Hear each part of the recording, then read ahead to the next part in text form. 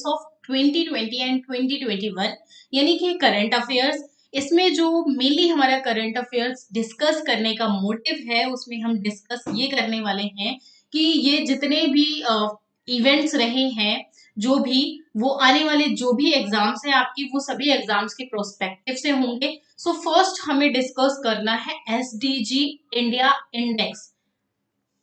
इसे हिंदी में कहा जाता है सतत विकास लक्ष्य यानी सस्टेनेबल डेवलपमेंट इंडेक्स, हिंदी में एसडीजी इंडिया इंडेक्स।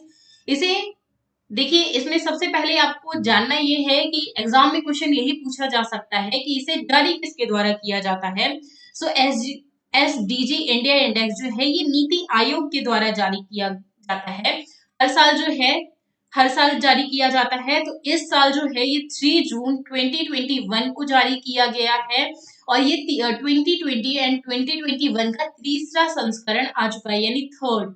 ठीक है, याद रखिएगा, थर्ड संस्करण आ चुका है।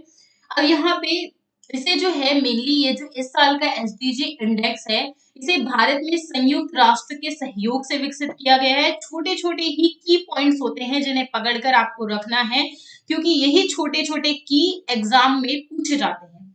अब देखिए, इससे रिलेटेड जो मेन पॉइंट्स है वो हम डिस्कस कर लेते हैं। सो नीति आयोग जो है इसने डेटा संचालित मूल्यांकन के माध्यम से जितने भी जो एसडीजी यानी सस्टेनेबल डेवलपमेंट ग्रुप से संबंधित जितने भी देश हैं, उनकी प्रगति के लिए, उनकी निगरानी के लिए क्या किया है कि अलग अलग एक डेटा एकत्रित किया है। अब यहाँ पे किया क्या गया है, राज्यों और जो केंद्र शासित प्रदेश हैं उनके बीच में एक कंपटीशन डेवलप किया जा सके। तो कंपटीशन को बढ़ावा देने के लिए 2018 में सूचकांक लॉन्च किया गया था। अब यहाँ पे मेनली ये कंपटीशन इसलिए किया गया क्योंकि इसके आगे हम देखेंगे कि टोटल जो है वो 16 आंकड़े हैं जिन्हें की एक टारगेट रखा गया है 2030 तक कि वो सारे टारगेट्स जो हैं वो अचीव कर लिया जाए, ताकि अभी वो आगे हम देखेंगे कि कौन कौन से टारगेट्स जो है वो रखे गए हैं। तो नीति आयोग के पास देश में एसडीजी को अपनाने और उसकी निगरानी करने के लिए यहाँ पे मेनली केंद्र शासित प्रदेश और जो राज्य हैं उनके बीच में जो प्रतिस्पर्धी और सहकारी संघवाद जो होता है उनको बढ़ावा देने के लिए नीति आयोग जो है उसके पास डबल अधिकार है। एक तो वो केंद्र शासित और राज्यों के बीच में सहकारी संघवाद को बढ़ावा दे सकता है, दूसरा जो है वो प्रतिस्पर्धाएं करवा सकता है, एक कंपटीशन जो है वो डेवलप करवा सकता है। अब ये जो एजेंडा है, इसका एजेंडा ये है कि 2020-30 तक सारे टारगेट्स जो है वो अचीव कर लिए जाएं।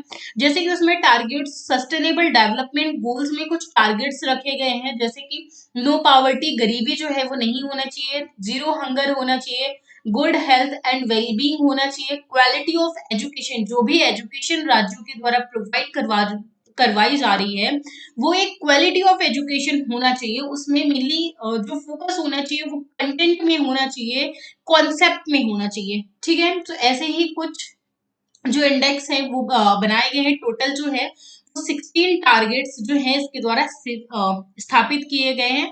हम वर्ष 2015 में संयुक्त राष्ट्र महासभा ने सतत विकास हेतु एजेंडा जो है ये 2030 अपनाया था। अब अपनाया गया था 2015 में। छोटे छोटे कीवर्ड्स हैं जिन्हें लिख लीजिएगा, ठीक है, जिसके बारे में ऑलरेडी हम डिस्कस ऑलरेडी कर ही चुके हैं।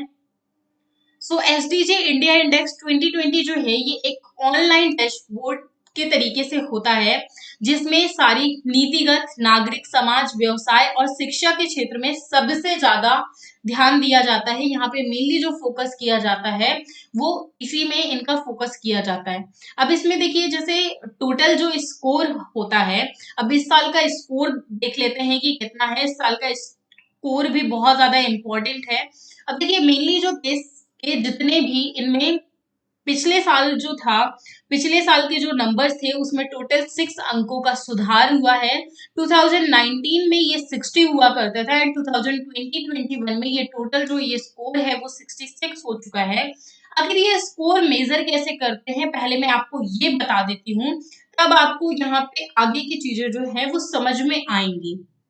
अब देखिए, एसडीजे स्कोर जो होता है इसमें टोटल जो लक्ष्यों की गणना की जाती है, टोटल 17 है, बट लक्ष्यों की जो गणना की गई है वो टोटल 16 की गणना की गई है। ठीक है, जिन्हें अभी अचीव करना है। ये जो स्कोर होता है, ये जो 66 स्कोर अचीव किया गया है, मेनली ये जो स्कोर होते हैं ये 0 से 100 के बीच में होते हैं। कितने? 0 से 100 के बीच में ये स्कोर होते हैं। अब मेनली ये सारे स्कोर 66 तक अचीव किए जा चुके हैं, जो कि 2021 हो गया है, चल रहा है, और 2030 तक ये पूरे 100 टारगेट जो है ये अचीव करने की बात की गई है। अब मेनली इसमें क्या है, राज्यों और जो केंद्र शासित प्रदेश होते हैं, तो जो उनके एसडीजे इंडिया इंडेक्स का स्कोर होता है वो मेनली 4 कैटेगरीज में बांटा जाता है।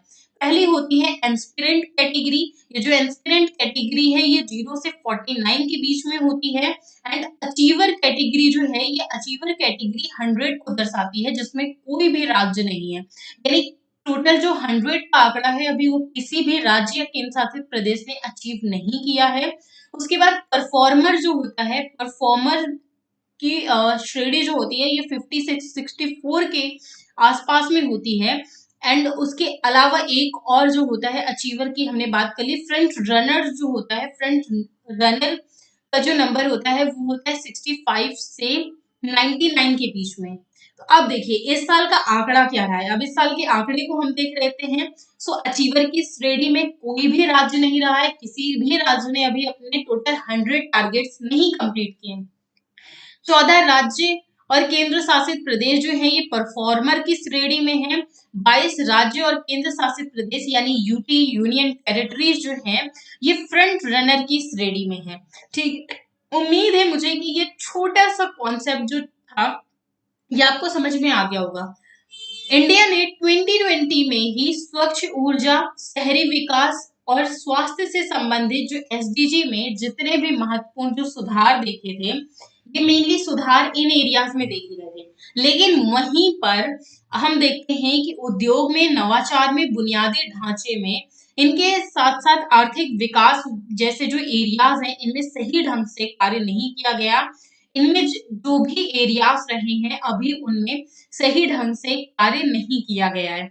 अब यहाँ पे ये टोटल स्टेट्स हैं, जो गोल वाइज टॉप स्टेट्स, जैसे नो पॉवर्टी में तमिलनाडु है, जीरो हैंगर में केरला है, good health and well being में गुजरात है, क्वालिटी एजुकेशन में केरला है, जेंडर इक्वालिटी में Chhattisgarh, clean water and sanitation में गोवा है, decent work and economic growth में Himachal Pradesh, industry innovation and infrastructure Gujarat, reduce inequality Meghalaya, sustainable cities and communities Punjab, responsible consumption and production में Tripura, climate action में उड़ीसा, लाइफ बिलो वाटर में Orissa, life on land Arunachal Pradesh, piece justice and strong infrastructure institutions में है उत्तराखंड। सो ये 2020 का एक score है। अब उसमें सबसे ज्यादा स्कोर किस कंट्री ने किया है वो देख लेते हैं। सो सबसे ज्यादा केरल ने सूचकांक के तीसरे संस्करण, जो तीसरा संस्करण जारी किया गया है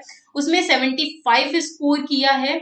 साथ ही में फर्स्ट नंबर पर जो है वो केरला है, उसके बाद तमिलनाडु और हिमाचल प्रदेश ने 74 स्कोर किया है। सो इसमें ये एग्जाम में पूछा जा सकता है कि केरला ने किस राज्य ने एसडीजी के सूचकांक के तीसरे संस्करण में 75 स्कोर किया है। सो केरला आ जाएगा, या फिर क्वेश्चन ये पूछा जा सकता है कि केरला ने कितना स्कोर किया। उसके अलावा बिहार, झारखंड और असम जो है इनका सबसे ज्यादा खराब प्रदर्शन रहा है। वहीं अगर हम लास्ट ईयर यानी 2019 और 20 का स्कोर देखते हैं तो सभी राज्यों ने पिछले वर्ष के मुकाबले जो है कुछ सुधार किया है, जिसमें से सबसे ज्यादा जो सुधार किया गया है वो किया गया है मिजोरम और हरियाणा के द्वारा। उसके अलावा एक अब नेक्स्ट न्यूज है, नेक्स्ट टॉपिक है कि भारत की कुछ साइट्स जो हैं वो किसमें शामिल की गई हैं, यूनेस्को के विश्व धरोहर में शामिल की गई। सो टोटल जो है भारत के 6 स्थल जो हैं वो यूनेस्को को विश्व धरोहर स्थल में, विश्व धरोहर स्थल की जो सूची है उसमें शामिल किए गए थे। कब किए गए थे? 19 मई 2021 को। अब ये जो है ये केंद्रीय संस्कृति मंत्री प्रहलाद सिंह के द्वारा इसकी घोषणा की गई थी, यानी जो 6 यूनेस्को विश्व की धरोहर स्थल में जो 6 स्थल शामिल किए गए हैं वो उसकी घोषणा किसके द्वारा की गई थी? केंद्रीय संस्कृति मंत्री प्रहलाद सिंह पटेल। याद रखिएगा, क्वेश्चन ये भी पूछा जा सकता है केंद्रीय संस्कृति मंत्री इस साल अभी फिलहाल में कौन है, तो वो है प्रहलाद सिंह पटेल। तो 6 सांस्कृतिक विरासत को वो किया गया है। यहाँ पे याद रखिएगा, यूनेस्को की विश्व धरोहर स्थलों की संभावित सूची में आगे इन्हें यूनेस्को की तरफ से दर्जा दिया जा सकता है, बट अभी जो है इन्हें संभावित सूची में शामिल किया गया है। और कंट्रीज को पहले संभावित सूची में क्यों शामिल किया जाता है, किस तरीके से, अभी मैं आपको पूरा डिटेल दूंगी। पहले ये जान लेते हैं कि आखिर वो 6 जो साइट्स हैं, जो स्थल हैं, वो कौन कौन से हैं। सो पहला स्थल है वाराणसी का गंगा घाट, दूसरा स्थल है तमिलनाडु में कांचीपुरम का मंदिर, तीसरा है मध्य प्रदेश में सतपुड़ा टाइगर रिजर्व, चौथा है मराठा सैन्य वास्तुकला, पांचवा है हीरे बैंकल मेगालिथिक साइट, पांचवा है मध्य प्रदेश में नर्मदा घाटी के भेड़ा घाट यानी लम्हेटा घाट। सो 2 साइट्स जो हैं वो एमपी से चुनी गई हैं, एंड 4 जो है वो अलग अलग जगह से चुनी गई हैं। अब यहाँ पे इसके जो मैंने इमेजेस हैं वो भी लगा दिए हैं, सो वो भी हम आगे डिस्कस कर लेंगे। लेकिन 2019 में देखिए कि 2019 में जो इसका अंतिम नामांकन जो हुआ था, उसमें भी अभी कुछ साइट्स जो हैं वो ऑलरेडी अभी संभावित सूची में ही हैं। जैसे ये 6 जो है ये ऑलरेडी संभावित सूची में जा चुकी हैं। लेकिन अभी अगर वर्तमान में यूनेस्को की जो संभावित सूची होती है, अगर उसमें देखा जाए, तो अभी जो है वो टोटल 48 स्थल हैं, यानी 48 स्थल है। विश्व विरासत स्थल को अंतरराष्ट्रीय महत्व और विशेष सुरक्षा के लिए भी जाना जाता है। इसमें अलग अलग प्राकृतिक और मानव निर्मित जो क्षेत्र होते हैं उन्हें अलग अलग रूप में वर्गीकृत किया जाता है। कुछ जो होते हैं, कुछ क्षेत्र जैसे कुछ मंदिर वगैरह हो गए, वो ह्यूमंस के द्वारा बनाए गए हैं, एंड कुछ जो साइट्स वगैरह या कुछ स्थल हम देखते हैं वो जो नेचुरल है, वो नेचर के द्वारा ही प्रदान किए गए हैं। सो इन्हें अलग अलग श्रेणियों में बांटा जाता है। इन स्थलों को संयुक्त राष्ट्र या फिर संयुक्त राष्ट्र शैक्षणिक विज्ञान एवं सांस्कृतिक संगठन जो है, इन्हीं के द्वारा आधिकारिक तौर पर मान्यता प्राप्त की जाती है। विश्व धरोहर स्थलों की जो सूची होती है वो यूनेस्को की विश्व विरासत समिति के द्वारा डिफाइन की जाती है। साथ ही में इन्हीं के द्वारा एक कार्यक्रम चलाया जाता है जिसका नेम है अंतरराष्ट्रीय विश्व धरोहर कार्यक्रम। सो इसमें टोटल जो है ये एक तरीके की कमिटी बिठाई जाती है। उस कमिटी में डिसाइड होता है कि किस राज्य को क्या दर्जा दिया जाएगा, यूनेस्को की साइट में शामिल किया जाएगा या नहीं किया जाएगा। सो उसमें टोटल इसके लिए जो है टोटल 21 सदस्य देश जो होते हैं ये इस समिति में शामिल होते हैं। साथ ही में विश्व विरासत स्थल के रूप में अगर कोई भी स्थल जो है वो कब उसे दर्जा दिया जाएगा यूनेस्को की साइट में ऑफिशियली, उसमें पहली चीज तो ये कि कोई भी जो स्थान है, स्थल है, उसे पहले तो भौगोलिक या फिर ऐतिहासिक रूप से बहुत ही ज्यादा इंपॉर्टेंस उसकी होनी चाहिए, सांस्कृतिक या फिर भौतिक महत्व वाला होना चाहिए। उसके जैसा अब जैसे बहुत सारी जो है यूनेस्को की साइट में दर्जा दिया जाता है, तो क्या होती है वो अपने आप में ही एकदम अब ऐसा देखकर फील होता है कि ये जो है इसके अलावा कोई दूसरा जो है वो होगा ही नहीं। सेम इसी तरीके से चयनित होने के लिए सांस्कृतिक तौर पर, भौतिक रूप पर या कोई एक स्पेशल उसकी कैटेगरी होना चाहिए, तभी वो जो साइट्स हैं वो इसमें चयनित की जाती हैं। वो 6 साइट, जैसे वाराणसी का गंगा घाट मैंने ऑब्वियसली आपको बताया, ये सारी इमेजेस हैं। ये तमिलनाडु का कांचीपुरम मंदिर है। उसके अलावा मध्य प्रदेश के सतपुड़ा का ये टाइगर रिजर्व का इमेज है। उसके अलावा ये जो है ये हीरे बैंकल मेगालिथिक साइट है। उसके अलावा ये जो साइट है ये मध्य प्रदेश भेड़ा घाट का लम्हेटा जो घाट है, ये उसकी इमेजेस है। सो ये मैंने सारी आपको इमेजेस भी दिखा दी कि एक बार आपके मन में ये सारी चीजें जो है वो बहुत अच्छे से रहे। अब नेक्स्ट टॉपिक हमें डिस्कस करना है कोविड-19 संक्रमण की दूसरी लहर। अब आखिर ये चर्चा में क्यों है, देखिए अप्रैल जून के महीने में, अप्रैल से जून तक जितनी तबाही जो है वो कोविड-19 के दौर में जितना तेजी से संक्रमण दूसरे लहर में फैला है, जितना प्रकोप इसने देश में फैलाया है, जितना विनाशकारी था, उतना विनाशकारी तो कोविड-19 की जो पहली लहर थी वो भी इतनी ज्यादा नहीं थी। आखिर कोविड-19 की जो दूसरी लहर थी वो इतनी ज्यादा क्यों फैली? देखिए जनवरी, फेब और मार्च के आसपास का जो हम टाइम देखें, उसमें हमने ये मान लिया था टोटली कि अब जो है वो कोविड चला गया, अब इतना ज्यादा रहने वाला नहीं है, या समथिंग ऐसी चीजें जो थी वो हमारे द्वारा मान ली गई थी। सोशल डिस्टेंसिंग का पालन जो था वो बहुत ज्यादा नहीं किया जा रहा था, इवन सरकार के द्वारा भी नहीं किया जा रहा था। सरकार जो है वो अपनी सामाजिक सभाएं कर रही थी, अपनी रैलियां कर रही थी। उसी टाइम के आसपास जो बंगाल में चुनाव हुए थे, आप लोगों ने वो स्थिति जो है सभी ने देखी होगी। सोशल डिस्टेंसिंग का पालन तो दूर, चुनावी रैलियों में बहुत हमारे खुद नेता ही नहीं दिखते थे मास्क लगाए। इस तरीके से ढील जो थी वो पूरे तरीके से ले ली गई थी लोगों के द्वारा। अब यहाँ पे सरकार ने के जो नियम थे उनमें भी ढील दे दी गई थी। कोई भी सोशल डिस्टेंसिंग वगैरह नहीं का पालन नहीं करता था, ये जो गाइडलाइंस जारी की गई थी अगर उसका पालन नहीं करता था तो भी कोई जुर्माना जैसी, यानी जो फाइन होता था वो फाइन किसी से भी नहीं लिया जा रहा था। लोग जो थे वो टोटली एकदम कह सकते हैं केयरलेस हो चुके थे कि रैलियां वगैरह जो कि मैंने ऑलरेडी बताई, जमीनी स्तर पर जो अधिकारी थे उनके द्वारा भी सही ढंग से जो है काम नहीं किए जा रहे थे। उनके द्वारा एक भ्रामक संदेशों का प्रचार वगैरह हो रहा था। तो यहाँ पे सबसे बड़ी चीज है, सेकेंड वेव इतने ज्यादा तेजी से कोविड की इसलिए फैली थी क्योंकि जो सुरक्षा उपाय थे वो बहुत ज्यादा कमजोर हो चुके थे, लोग पालन नहीं कर रहे थे। अब इसमें आपको ध्यान रखने वाली जो आपके लिए बात है वो ये है कि भारत में कोविड 19 में 1.2 करोड़ से भी ज्यादा मामले जो थे वो यहाँ पे दर्ज किए गए थे।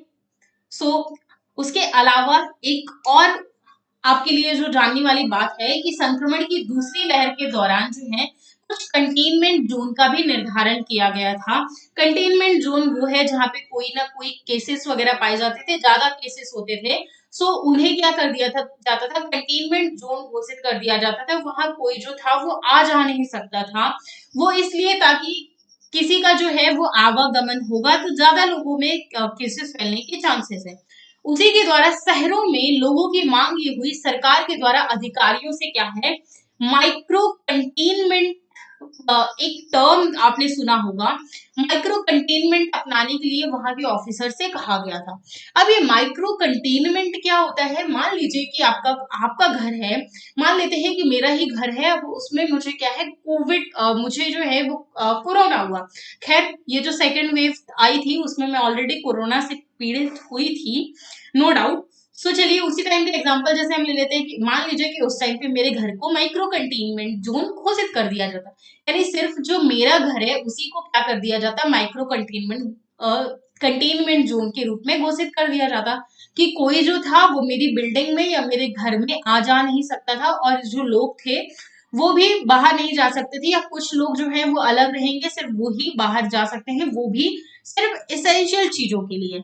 ये था माइक्रो कंटेनमेंट। मुझे उम्मीद है कि आपको कंटेनमेंट भी समझ में आ गया होगा एंड माइक्रो कंटेनमेंट भी समझ में आ गया होगा। अब मानव कारकों के अलावा कोरोना वायरस में बहुत सारे म्यूटेशंस आए थे, बहुत सारे उत्परिवर्तन आए थे। अब इसमें से कुछ जैसे हम देखते हैं कि कारण जो थे वो भी अलग अलग थे, उसके अलावा लक्षण जो थे वो भी नए नए लक्षण जो थे वो भी इंट्रोड्यूस अलग अलग किए गए थे। वैज्ञानिकों ने सार्स CoV-2, अब ये जो है ये सार्स CoV-2 क्या है, ये एक प्रकार का जो है ये वायरस है जिसकी माना जा रहा है कि कोविड की जो उत्पत्ति है वो इसी वायरस के द्वारा हुई है। उसके अलावा इनमें से कुछ उत्परिवर्तन वेरिएंट्स जो हैं वो ऑफ कंसर्न, यानी वेरिएशंस ऑफ कंसर्न VOC की उत्पत्ति के कारण भी माने जा रहे हैं। हालांकि इसमें शोध जो है वो अभी भी चल रही है कि आखिर इसके लिए जिम्मेदार जो है वो कौन से कारक हैं। नेक्स्ट टॉपिक है राष्ट्रीय पंचायती राज दिवस। हर साल मनाया जाता है, इस बार भी 12वां राष्ट्रीय पंचायती दिवस मनाया गया। कब मनाया जाता है, हर साल 24 अप्रैल को मनाया जाता है। इस साल भी 24 अप्रैल 2021 को मनाया गया। उसके अलावा इस अवसर पर प्रधानमंत्री ने स्वामित्व योजना के अंतर्गत ई संपत्ति कार्ड वितरण का शुभारंभ किया। अब ये राष्ट्रीय पंचायती राज दिवस आपके लिए इसलिए इम्पोर्टेंट हो जाता है क्योंकि उस दिन हमारे ऑनरेबल प्राइम मिनिस्टर कौन है, आप कमेंट करके मुझे बता दीजिएगा, वैसे तो मैं ही बता देती हूँ, नरेंद्र मोदी जी हैं। ये तो हम किसी अगर 2 साल के बच्चे से भी पूछेंगे ना, तो वो प्राइम मिनिस्टर जी का नाम तो बता ही देगा। चलिए, खैर मजाक करी थी। ये तो वैसे भी पता होना चाहिए। स्वामित्व योजना के अंतर्गत ई संपत्ति कार्ड का वितरण जो था उसका शुभारंभ किया गया। अब इसमें फर्स्ट टाइम ये भी याद रखिएगा कि फर्स्ट टाइम जो है ये 2010 में मनाया गया था, एंड उसके बाद से कंटिन्यूअसली मनाया जा रहा है। इस बार जो है वो 12वां राष्ट्रीय पंचायत दिवस मनाया गया था। अब इस दिन किया क्या जाता है? जो पंचायती राज में जो पंचायत राज्य जो केंद्र शासित प्रदेश वगैरह होते हैं, उन्हें पुरस्कार दिए जाते हैं। जिस तरीके से बच्चों को 26 जनवरी और 15 अगस्त के दिन क्या किया जाता है, प्राइज दिए जाते हैं। सेम उसी तरीके से आपको याद रखना है कि 24 अप्रैल को पंचायतों को चुनाव पंचायतों को प्राइजेस दिए जाते हैं उनके अच्छे कार्य के लिए। जो सबसे ज्यादा सर्वश्रेष्ठ प्रदर्शन जिस भी पंचायत या राज्य मंत्रालय ने देश भर में सर्वश्रेष्ठ प्रदर्शन जिसके द्वारा किया गया है, उन्हें जो है प्राइज वितरण दिए जाते हैं। इतनी कहानी थी। आज हमें इतना ही देखना था। आई होप आपको वीडियो पसंद आया होगा। अगर वीडियो पसंद आया है लाइक शेयर एंड सब्सक्राइब करिएगा। मिलेंगे आपसे नेक्स्ट वीडियो में। Thank you, bye bye.